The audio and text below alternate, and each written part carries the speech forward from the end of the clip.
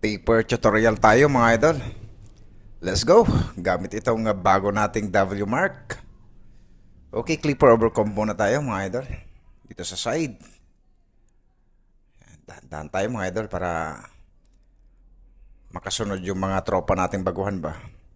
Open tayo mga idol. Dito sa may kalahati. Yun. Maganda ang ano nito, naka-taper blade pala ito. Then close tayo, no guard mga idol. Sa bandang baba. Okay. 0.5 tapos halfway. Or open, pwede rin mga idol. Saka tayo magko-close. Yun, medyo okay na mga idol, no? Okay. Ayan, sa likod naman tayo mga idol, no? So, ang trip ni client ay medyo taasan ng konti ba? Okay. Open sa no guard mga idol. Yan sa kalahati.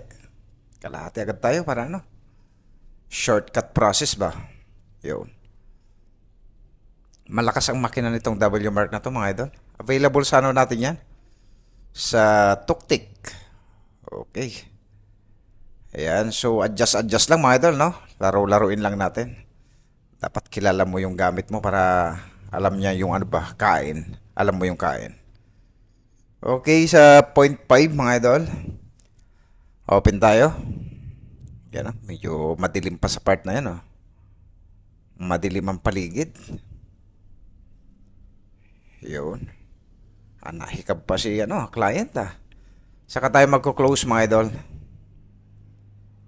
Yan, kumanda na ang blend niya mga idol, oh. Yung pagka-fade niya. Ayun.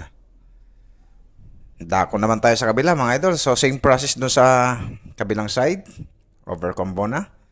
Saka tayo mag-open, no guard. Ayan. Tapos close. Open close lang tayo mga idol. Madali lang sundan to mga idol. Then sa 0.5 mga idol, open tayo. Saka tayo magko-close ulit. Okay. Yan, close. Yan, so medyo gumaganda na mga idol, ano? Saka tayo gagamit ng trimmer para sa lining. Yun. Yan, nandito yung mukha niya na eh. Dapat magandang lining natin para ano? Mas solid ba?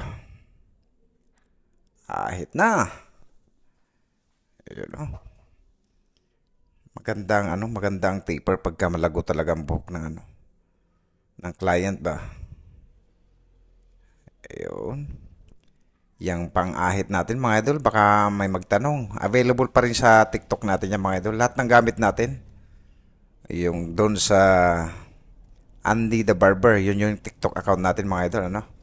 Kunting tining scissor mga idol. Yun. Done na tayo mga idol.